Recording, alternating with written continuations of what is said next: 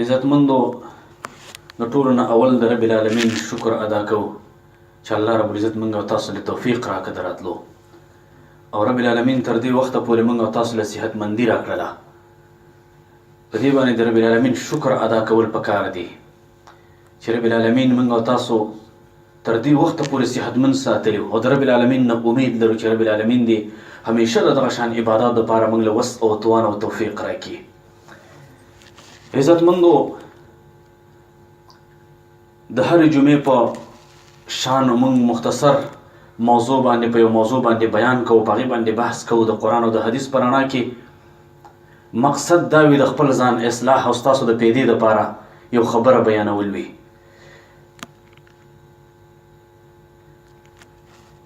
عزتمندو په دې ژوند کې مسایل ډېر زیات شوي دي، مسایل او فتنې زیاتې شوي دي او دا مسایل او دا فتنې دا انسان کله یو طرف ته وړي او کله بل طرف ته وړي. د دې فتنو د دې مسایلو په وجه باندې او د دې مصیبتونو په وجه باندې دا انسان ډېر زیات پریشانه دی.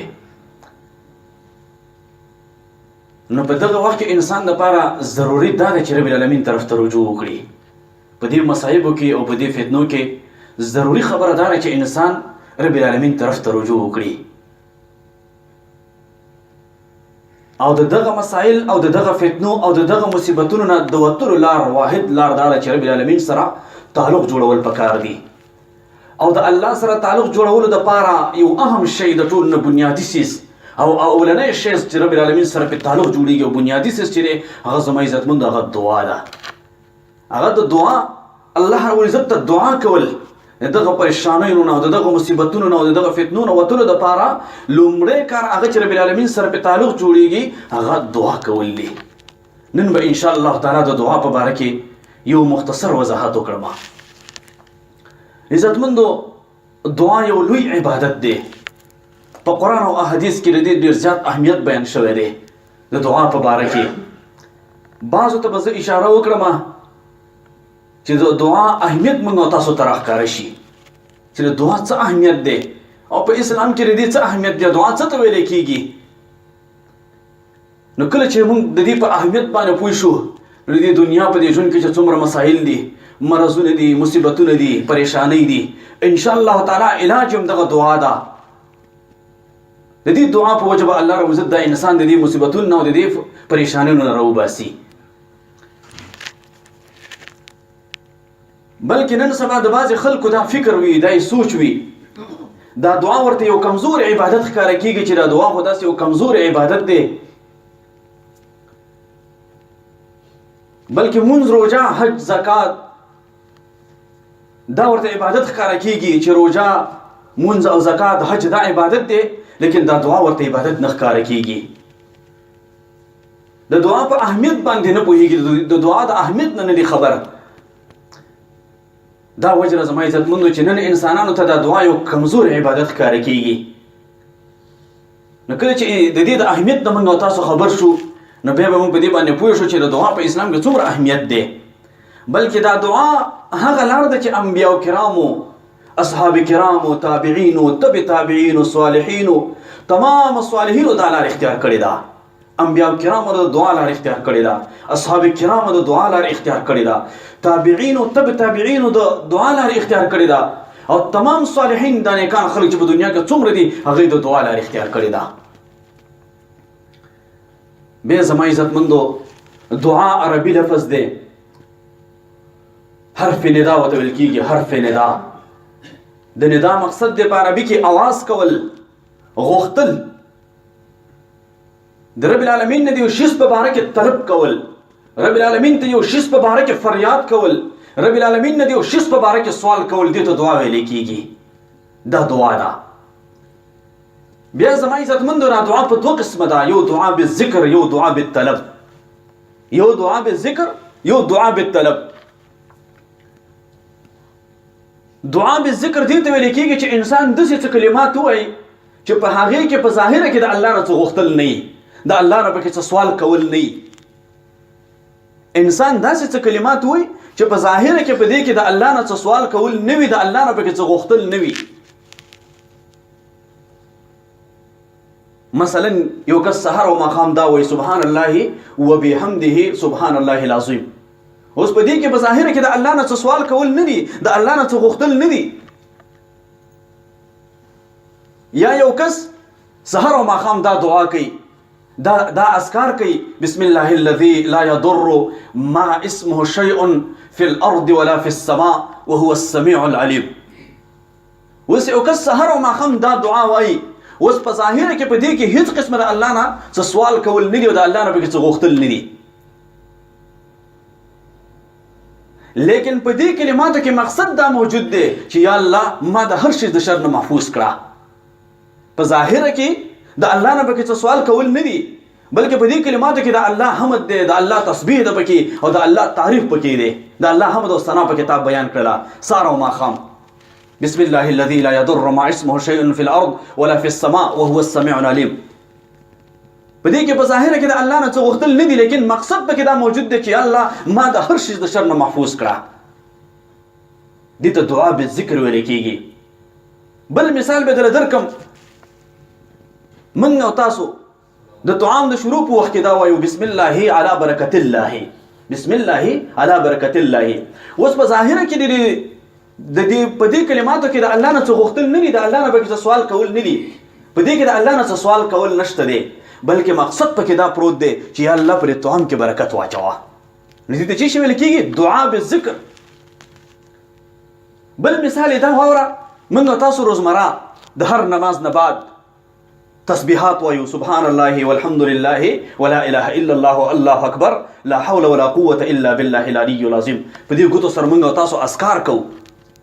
اوس په دې اذکار کې په ظاهره کې د الله نه څه غوښتل نه دي، د الله نه پکې څه سوال کول نه دي، بلکې په دې اذکارو کې مقصد دا پروت دی، په دې تسبیحاتو ادا کولو کې مقصد دا دی چې رسول الله صلی الله علیه وسلم د دې فضیلت بیان کړی دی. د الله پیغمبر فرمایي وایي څوک چې د هر نماز نه بعد، د هر منځ نه بعد 33 کرته سیوسی کرت دا وایي سبحان الله والحمد لله ولا اله الا الله الله اکبر لا حول ولا قوه الا بالله العلي العظیم. وی الله رب العزت برادر استنی تمام گناهونه بخشش کی ولو که هغه دریاب د زګ برابرۍ. الله رب العزت برادر تمام گناهونه بخشش کی ولو که هغه دریاب د زګ برابرۍ. اوس دا کلمات چې موږ تاسو په دې خپل لاسونو سره وایو، د خپل د ګوتو بندونو سره دا کم کلمات وایو، په دې کې په ظاهره کې د الله نه څه غوښتل نه دي، د الله نه څه سوال کول نه دي، بلکې مقصد پکې دا پروت دی چې یا الله زما تمام گناهونه بخشش کړه. موږ تاسو چې څومره اذکار کوو، څومره تسبیحات وایو، په دې کې مقصد دا وي چې الله زما ګناهونه بخشش کا او ما د جنت مستحق کا. په ظاهره کې په هغې کې د الله نه څه سوال کول نه دي.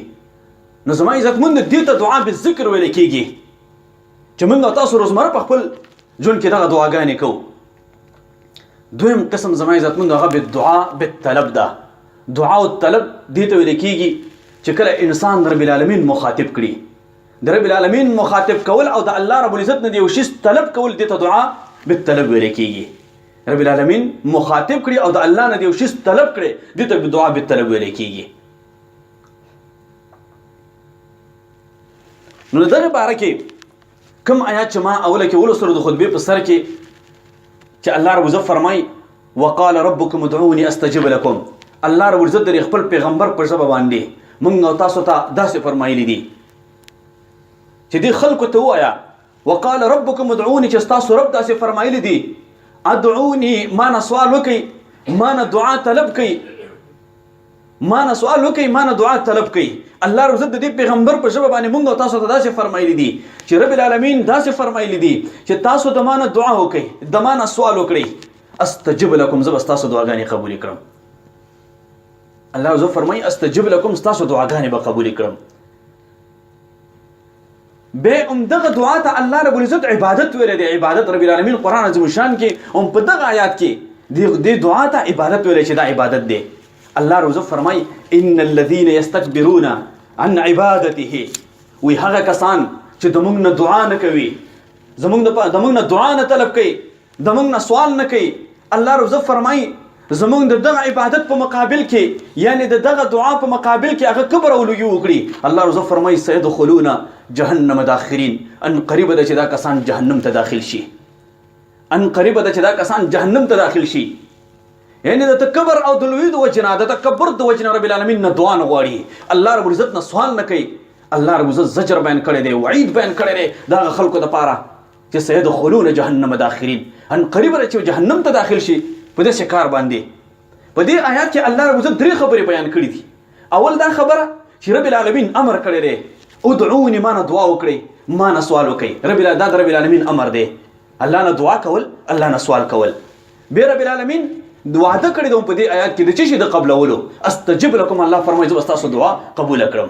هم په دغه آیات کې رب العالمین بیا وعده کړی دی خپلو بندګانو سره، او بیا زجر بیان کړی دی، وعید بیان کړی د هغه خلکو دپاره چې هغوی د تکبر د وجې نه، د لویي د وجې نه رب العالمین نه دعا نه غواړي، رب العالمین نه سوال نه کوي. الله رب فرمایي سیدخلون جهنم داخلین، ان قریب چې جهنم ته داخل شي.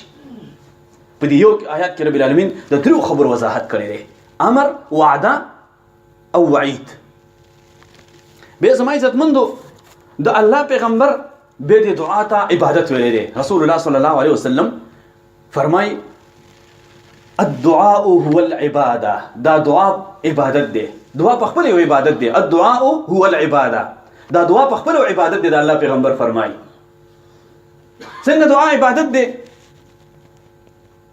اوس کو دنیا کې د انسان نه سوال وکړي نو انسان پر خفه کیږي، که د انسان نه د یو څه شی وغوښتل نو انسان پر خفه کیږي، ولو که د انسان سره موجود وي هغه څیز ورسره وي او په وس او په توان کې وي، محبت د مال د وجې نه یا د بخل د وجې نه به د انسان په هغې باندې خفه کیږي. که په وس او په توان کې وي ولو که هغه سره موجود وي او ترې وغواړي نو انسان پرې خفه کیږي.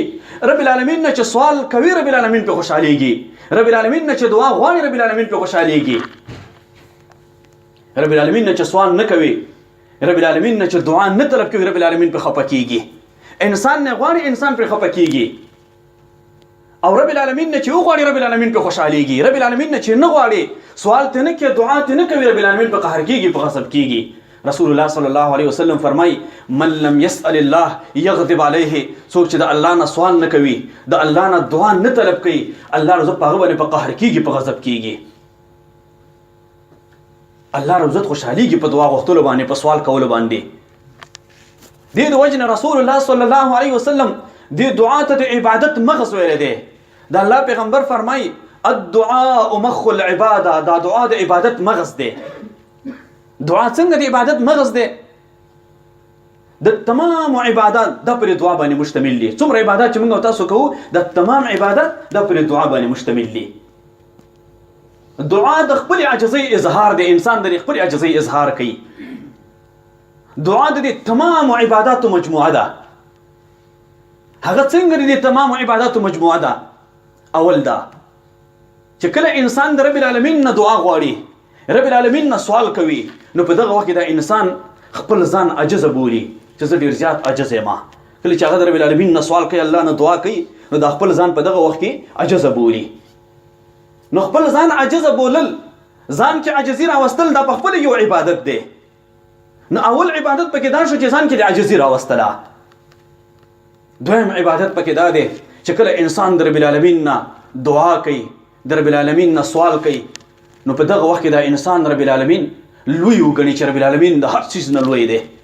نو رب العالمین لوی بلل دا په خپل یو عبادت دی. نو دا پکې دویم عبادت شو. دریم د رب العالمین نه سوال کول، د الله رب عزت نه دعا طلب کول، دا د رب العالمین امر منل دی. ځکه الله فرمایي ادعوني، ما نه دعا طلب کوي، ما نه سوال وکوي. نو دریم عبادت پکې دا دی چې د رب العالمین نه سوال کول دا د رب العالمین امر منل دی. او څلورم دا چې کله انسان رب العالمین ته سوال کوي، رب العالمین نه دعا طلب کوي، نو دا خپل ځان محتاج ګڼي چې الله زه ستا محتاج یم، زه فقط ستا محتاج یم. نو خپل ځان رب العالمین ته محتاج کړل دا بل عبادت دی. دا پکې څلورم عبادت شو. پنځم دا کله چې ته سوال کې د الله نه دعا طلب کې، د الله نه سوال کې، نو په دغه وخت کې تا رب العالمین مالک او خالق د هر شي وګڼه چې الله رب العزت مالک دی، خالق دی د هر شي. کله چې انسان د نور شیانو نه امید شي، نو انسان چرته رجوع کوي؟ رب العالمین ته رجوع کوي. اکثره خاص کر مسلمانان چې تاسو وګورئ، کله چې ډاکټران جواب کوي ښه ستړي شي، بیا رب العالمین ته متوجه شي، بیا ورته دین هم ورپه یاد شي، بیا ورته قرآن هم ورپه یاد شي، دم هم ورپه یاد شي، بیا ورته نفلونه هم ورپه یاد شي، اذکار هم ورته ورپه یاد شي، صدقې هم ورپه یاد شي. نو کله چې انسان د تمام شیزونو نه امید شي به رب العالمین ته متوجه شي. نو په دعا کې کله رب العالمین ته متوجه کېدل، رب العالمین د هر شي مالک خالق ګڼل، دا بل عبادت شو. نو دا پکې پنځم عبادت شو په دې یو ځل دعا کې چې ته الله رب العزت ته لاس جګ کې. شپږم عبادت پکې دا دی چې ته د رب العالمین نه ستا دا یقین وي چې الله رب العزت زما دعا اوري، زما आवाज اوري. زه چې رب العالمین نه د کومې خبرې سوال کوم الله رب العزت به زما دا سوال قبول کړي. نو دا یقین ساتل دا بل عبادت شو. دا پکې شپږم عبادت شو. اووم عبادت پکې دا دی چې ته په دې کله چې انسان د رب العالمین نه سوال کوي، د رب العالمین نه دعا طلب کوي، نو په دغه وخت کې د انسان ګمان او د انسان فکر دا وي چې رب العالمین حاضر دی، د رب العالمین حاضر دی، الله رب عزت حاضر ګڼي، د الله رب عزت علم قدرت په هر ځای کې په ما باندې موجود دی. نو ته کله د دعا په وخت کې چې رب العالمین نه سوال کې، د رب العالمین نه دعا طلب کې، نو په دغه وخت کې تا رب العالمین حاضر وګڼو، نو رب العالمین حاضر ګڼل دا بل عبادت شو. نو دا پکې اووه عبادت شو. په یو ځل دعا لاس جګولو کې اووه عبادت مشتمل دي. نو دا دعا په دې تمام عبادت باندې مشتمل ده. ذکر رسول الله صلی الله علیه وسلم فرمای الدعاء مخ العباد، دا دعا چې دا عبادت مغز ده. او رسول الله صلی الله علیه وسلم ورته ذکر عبادت مغز ویلې دي چې دا د عبادت مغز ده، چې دعا عاجزی ده، دعا عاجزی ده. او کوم عبادت کې چې عاجزی نه وي هغه دعا هغه عبادت نه مکمل دي. په کوم عبادت کې چې عاجزی نه وي هغه عبادت نه مکمل دي. او دعا چې نه د عاجزی ده، ځکه دا تمام عبادت مغز ده. منځ کول، نماز ادا کول، دا د خپل عاجزۍ اظهار کول دي. روزه نیول دا د خپل عاجزۍ اظهار کول دي. حج لتل حج کول دا د خپل عاجزۍ اظهار کول دي. نو هر عبادت کول دا د خپل عاجزۍ اظهار کول دي. نو چا کې چې عاجزي وي هغه به د الله امر مني. نو دا عبادت، نو دا تمام عبادت مجموعه هغه به دا دعا ده، ځکه چې دې کې عاجزي ده. او په کوم عبادت کې چې عاجزي نه وي هغه عبادت نه مکمل دي. نو زما عزتمندو دا اهمیت ما بیان کړ چې یو مختصر شان اهمیت چې تاسو ته مخ ته وړاندې کړ. فضیلت د دعا دا دی. الله رب العزت په قرآن عظیم شان کې فرمایي واذا سألك عبادي عني، اے پیغمبره که زما بندگان زما په باره کې تا نه سوال وکړي، زما بندگان زما په باره کې تا نه سوال وکړي او زما په باره کې درنه پوښتنه وکړي، نو ورته ووایه فاني قریب، چې ستا رب تا ته نږدې دی. فاني قریب ورته ووایه چې رب العالمین تا ته نږدې دی. دې بندگانو ته داسې ووایه فاني قریب، چې زه نږدې یم، زه قریب یم تاسو ته. اجیب دعوت الداعی اذا دعانی، او دې بندگانو ته ووایه چې زما بندگان کله د ما نه دعا غواړي، د ما نه سوال کوي، زه د هغې دعا قبلومه، زه د هغې دعا قبلومه. دې بندگانو ته داسې ووایه. نو اول فضیلت دا دی چې د دعا په وخت کې انسان الله رب العزت ته قریب وي، نږدې وي. دویم فضیلت دا واوره د دې دعا غوښتلو. الله رب العزت په قرآن عظیم شان کې فرمای انما یؤمن بآیات الله الذین، مؤمنان هغه خلک دي چې د الله په آیاتونو باندې ایمان لري. مؤمنان هغه خلک دي چې هغه د الله په آیاتونو باندې ایمان لري. بیا رب العالمین په دغه آیات کې د مؤمنانو اوصاف بیان کړي دي، صفاتونه ولا بیان کړي دي چې مؤمنانو کې دا صفت دی، دا صفت دی. یو صفت رب العالمین د دې مؤمنانو دا بیان کړی دی چې الله رب العزت فرمای تتجافى جنوبهم عن المضاجع يدعون خوفا وطمعا. الله رب العزت فرمای د دې مؤمنانو یو صفت دار چې د شپې د خوب نه را بیدار شي، د خپل بستر نه را بیدار شي او د رب العالمین نه دعاګانې غواړي، د الله نه دعاګانې غواړي. يدعون خوفا وطمعا، او د الله نه خوف او ویرم لري او د الله رب عزت نه تمم ساتي. الله رب عزت فرمای دا کسان مؤمنان دي. رب العالمین د دې مؤمنانو یو صفت دا بیان کړی دی چې هغه د شپې د خوب نه را بیدار شي، د خپل بستر نه را بیدار شي او رب العالمین نه دعاګانې غواړي، د الله نه خوف او ویرم لري په زړه کې او د الله نه تمم ساتي. الله عزت فرمای دا مؤمنان دي. دا دویم فضیلت. دریم فضیلت واوره. الله رب العزت د خپل پیغمبر ته فرمایي واصبر نفسك مع الذين يدعون ربهم بالغداة والعشي. ای زما پیغمبره د هغه کسانو سره ځان یو ځای کړه، د هغه کسانو سره اوسه کوم کسان چې سحر او ماښام دعاګانې غواړي. کوم کسان چې سحر او ماښام دعاګانې غواړي دا کسان د الله رب العزت په نسبت باندې دومره عزتمند دي چې الله رب العزت د خپل پیغمبر ته وایي د هغه کسانو سره ځان یو ځای کړه کوم کسان چې سحر او ماښام دعاګانې غواړي. څلورم فضیلت دا واوره. رسول الله صلی الله علیه وسلم فرمای لا يرد القضاء الا الدعاء. قضا یعنی فیصله تقدیر دا نشي بدل کېدلی. قضا یعنی فیصله تقدیر دا نشي بدل کېدلی الا بالدعا، مگر په دعا سره. د دعا په وجه باندې الله رب العزت د انسان تقدیر بدلوي. الله رب العزت د خپل فیصله پر دعا سره بدلوي. د دې نه نور لوی فضیلت څه کېدلی شي چې د انسان تقدیر هغه په دعا سره بدلیږي. او کله انسان رب العالمین نه دعا خو وغواړي، الله رب العزت خو فریاد وکړي، د دعا په وجه باندې الله رب العزت د انسان تقدیر بدلی. بل فضیلت دا دی، رسول الله صلی الله علیه وسلم فرمایي من فتحت له ابواب الدعاء، من فتحت له منکم ابواب الدعاء. رسول الله صلی الله علیه وسلم فرمایي چې په تاسو کې په چا باندې د دعا دروازه رب العالمین راخلاص کړله، یعنی یو کس دعاګانې زیاته کوي، په تاسو کې چا باندې د رب العالمین د دعاګانو دروازه راخلاص کړله، فتحت له ابواب الرحمه. رسول الله صلی الله علیه وسلم فرمایي د دې دعا په وجه باندې الله رب العزت دته د رحمت دروازه راخلاص کړله. کوم کسان چې دعاګانې زیاته کوي، الله ته همیشه سوالونه کوي، الله نه دعاګانې غواړي، رسول الله صلی الله علیه وسلم فرمایي و دغه دعا په وجه باندې الله رب العزت دته د رحمت دروازه راخلاص کړله. په دغه کس باندې به د الله رب العزت رحمتونه وي، د ځان ته د رحمت دروازه خلاصه کړې ده. د دې نور لوی فضیلت څه کېدی شي زما عزتمندو؟ بیا زما عزتمندو د دعا د قبلېدو دپاره به آداب دي. آداب یو څو آداب به ذکر کوم. اول د دې دعا د قبلېدو دپاره اول ادب دا دی چې هغه په اودس په وضو سره دعا غوښتل، دا اول ادب د دې دعا دی. دویم ادب د دې دعا د قبلېدو دپاره دا دی استقبال القبله، قبلې طرف ته مخ کول، د قبلې طرف ته خپل ځان کول او بیا دعا غوښتل.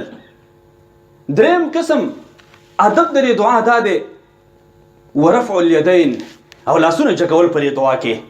دا دعا د آداب د قبلېدو نه، دا د دعا د قبلېدو نه یو آداب دا دی چې لاسونه جګول. بیا زما عزتمندو دلته د یو خبرې وضاحت ضروري دی چې یو دعا مقید بالمکان ده او یو ادعیه مطلقه دي. دعا مقید بالمکان دا دی چې بعضې داسې دعاګانې دي چې هغه د مکان سره تعلق لري، هلته د لاسونو جګولو ضرورت نشته دی. مثلا یو کس مسجد ته را داخلیږي او هغه دا دعا وایي اللهم افتح لي ابوابا برحمتک، دا هم دعا ده، لیکن دلته د لاس د جګولو ضرورت نشته دی. یو کس د مسجد نه بیرته بیرون وځي اللهم انی اسألک من فضلک، په دغه وخت کې د لاس د جګولو ضرورت نشته دی. دغه کس یو کس د طعام د شروع په وخت کې داسې وایي بسم الله علی برکت الله، په دغه وخت کې د لاس د جګېدلو ضرورت نشته دی. یو کس د طعام نه بعد، لیکن چونکې دا یو عرف جوړ شوی دی، یو رواج جوړ شوی دی د رسول الله صلی الله علیه وسلم نه، دا عمل ثابت نه دی چې د طعام نه پس د ډوډۍ نه پس لاسونه جګول. الحمدلله الذي اطعمنا وسقانا وجعلنا من المسلمین. لیکن دا یو رواج جوړ شوی دی چې دعا وکړي لاس جګ کوي، لیکن رسول الله صلی الله علیه وسلم نه دې ته دعای مقید بالمکان ویل کېږي. دا هغه دعاګانې دي مثلا اوس یو کس ویسې ته ننوځي اللهم انی اعوذ بک من الخبث والخبائث، د دې لپاره ضروري نه چې یو کس لاس جګ کړي. دغه شان یو کس د شپې ویده کېږي اللهم باسمک اموت و احیا، د هغې دپاره ضروري نه چې انسان لاس جګ کړي. دغه شان یو کس اذان وشو اللهم رب هذه الدعوه التامه، دا دعا لوستل کېږي. دغه وخت کې ضروري نه چې یو کس لاس جګ کړي، ځکه دا هغه دعاګانې دي دعا مقید بالمکان چې دې دپاره رسول الله صلی الله علیه وسلم لاسونه نه دي جګ کړي، بلکې دا اذکار ویل دي چې دا کوم اذکار ثابت دي. بلکې دعا په کوم ځای کې ادعی مطلقه، ادعی مطلقه دې ته ویل کېږي چې کله انسان د خپلو حاجتونو دپاره دعاګانې غواړي. کله چې ته د خپل ځان د حاجتونو دپاره، د خپل مشکلاتونو دپاره، د دنیا او د آخرت د کامیابۍ دپاره، د جنت د حصول دپاره، د جهنم نه د بچ کېدو دپاره، یا د دنیا د یو مرض نه د شفا دپاره، د هغې دپاره ته کله رب العالمین ته لاسونه جګ کړي نو دې ته ادعی مطلقه ویل کېږي. د دې دپاره لاسونه جګول جایز دي او رسول الله صلی الله علیه وسلم په دغه وخت کې لاسونه جګ کړي دي. نو دا خبره په ذهن کې کېنوئ دعا مقید بالمکان او دعای مطلقه دا دي. لیکن موږ دا نه وایو چې له ډوډۍ نه پس دعا لاس جګول دا حرام دي. موږ ویو دا ثابت نه دي، که څوک یې جګ کړي نو دې کې د حراموالي څه خبره نشته دی، وجوز لري. موږ دا نه ویو که څوک داسې وکړي د اذان نه بعد چا لاس جګ کړ نو موږ وایو چې دا کار غلط وکړو، بلکې ثابت د رسول الله صلی الله علیه وسلم نه دي، بلکې رسول الله صلی الله علیه وسلم فقط دا دعا ویلې ده اللهم رب هذه الدعوه التامه تر اخره پورې، نو دې ته دعا مقید بالمکان وایي.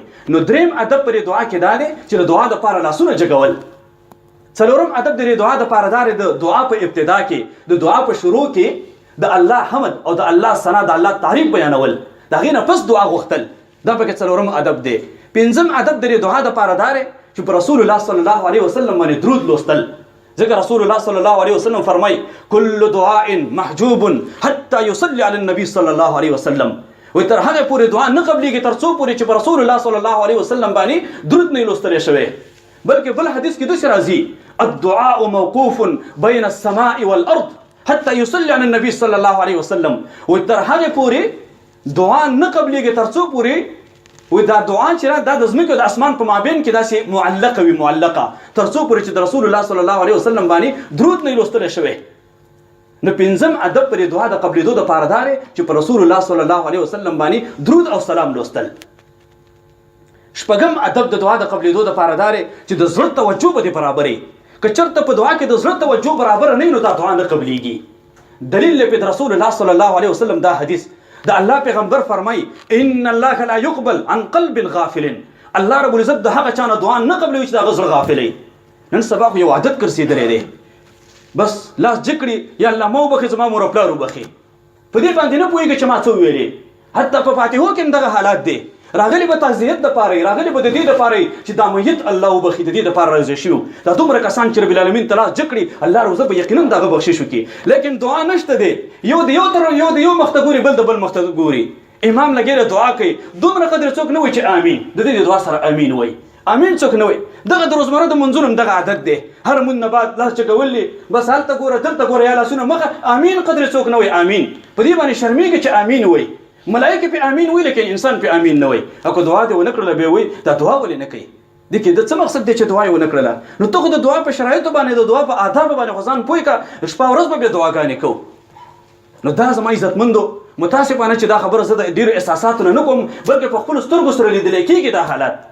موږ په فاتحو کې دا حالات وینو، روزمره په منځونو کې دا حالات وینو چې توجه برابره نه وي. بلکې حدیث کې راځي رسول الله صلی الله علیه وسلم فرمایي وایي کله چې انسان یو بنده دعا وکړي رب وایي ملائک دا دعا رب العالمین طرف ته ویسي. وی رب العالمین بیرته دې ملائکو ته وفرمایي چې دا دعا ویسو د دې انسان په دې مخې ورخطا کړه. وجه دا چې په کې توجه برابره نه وي، چې په دعا کې توجه برابره نه وي چې څه کېږي او په مخ باندې لاس راښکاږي دا دعا رب العالمین چېرته قبلوي؟ ولې د نیکانو خلکو دعاګانې الله رب عزت قبلوي؟ د نیکانو د صالحینو دعاګانې ولې الله رب عزت قبلوي؟ هغوی د دې دعا په ترتیب باندې پوهېږي، د دعا په طریقه باندې پوهېږي. د دعا دپاره مخصوص اوقاتو کې هغوی دعاګانې غواړي. د هغې دپاره اول مخصوص اوقات دي. دویمه خبره دا ده چې هغه د توجه نه غواړي، د زړه د توجه نه دعا غواړي. ځکه الله رب عزت د نیکانو د صالحینو دعاګانې قبلوي. الله رب عزت رحم پر اخره د تمامو بندگانو دعاګانې الله رب عزت قبلوي چې کله په هغې کې د زړه توجه برابري. نو شپږم ادب د دعا د قبلېدو دپاره دا چې د انسان د زړه توجه په دې کې برابري. اووم ادب د دعا د قبلېدو دپاره زما عزتمندو دا دی چې یقین به دې وي په دې خبره باندې چې رب العالمین زما دعا قبلوي. که چېرته ته په دې شک سره دعا وکړې چې زما دعا به قبوله شي یا که نه، نو دغه دعا الله رب عزت نه قبلوي.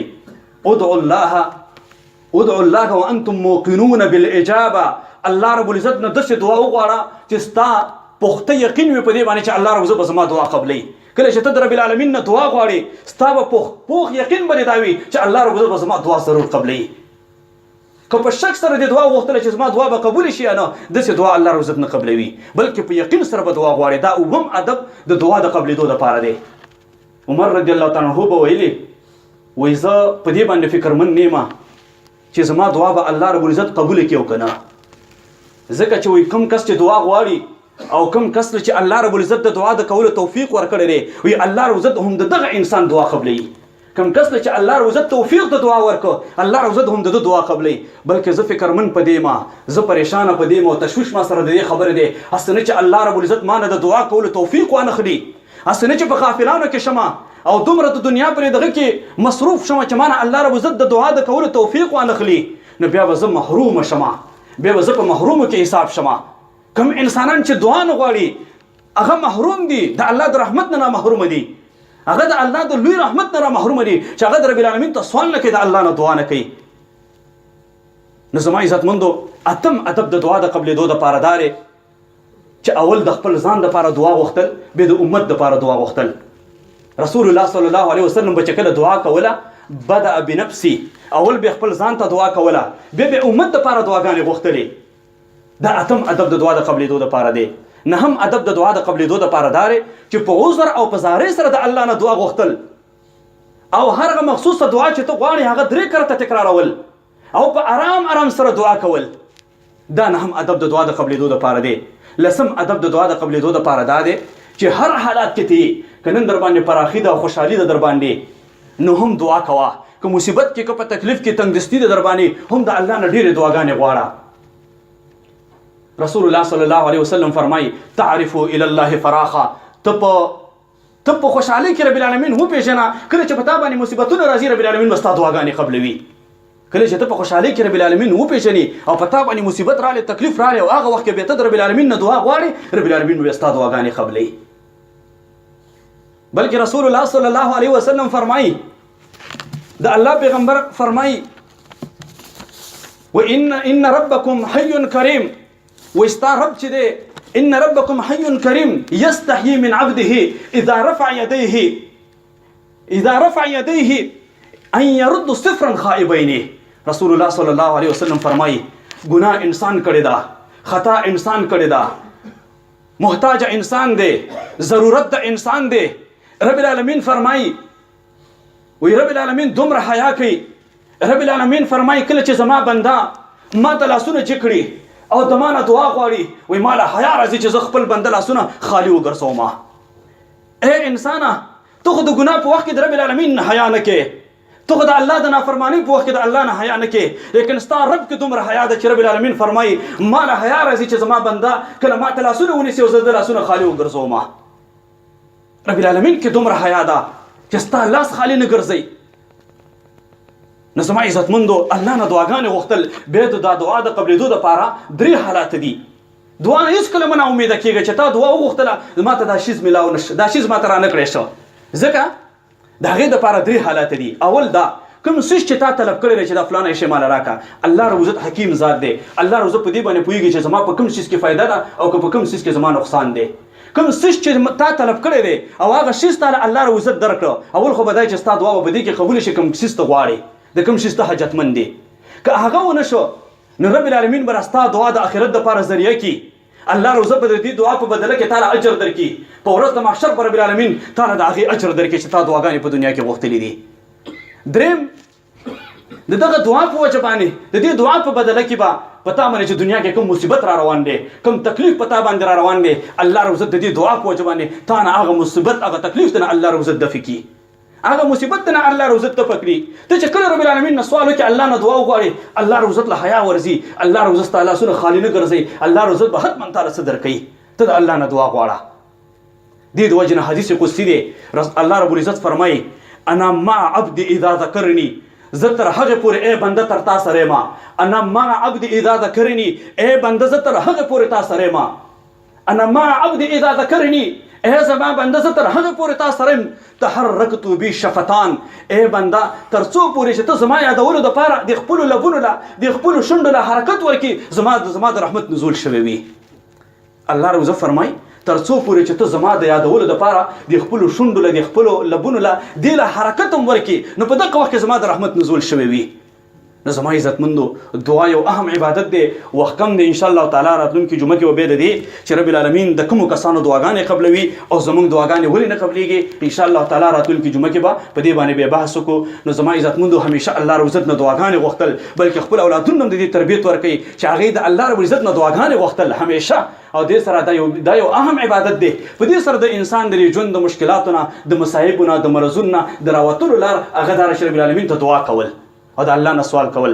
دعا کو د رب العالمین نه الله رب عزت دې په دې خبرو مانم د عمل کولو توفیق راکړي او تاسو له وهم الٰه العالمین دې زموږ او ستاسو په حال باندې رحم وکړي. الٰه العالمین دې موږ او تاسو نه راضي شي. الٰه العالمین دې موږ او تاسو د هر قسم مرضونو آفتونو مصیبتونو وساتي. الٰه العالمین دې زموږ دنیا او آخرت ښایسته کړي. الٰه العالمین دې زموږ او ستاسو په کورونو کې خوشحالي نه راولي. الٰه العالمین دې زموږ او د اولادونو نیک عمل او نیک صالحه کړي. الٰه العالمین دې زموږ او ستاسو په دې وطن کې امن او اتفاق او اتحاد راولي. او الٰه العالمین دې تمام مریضانو له شفای کامله او عاجله ورکړي. او الٰه العالمین دې زموږ په زړونو کې د یو بل لپاره محبت واچوي. الٰه العالمین دې زموږ نه ناراضه نشي او رب العالمین دې زموږ دعاګانې قبولې کړي. رب العالمین ته په موږ باندې رحم وکړي. ستا رحم ډېر لوی دی الٰه العالمین. دغه رحمان نوم په وسیله باندې زموږ د مشکلات او زموږ مصائب د موږ نه لرې کړي. واخر دعوانا ان الحمد لله رب العالمین.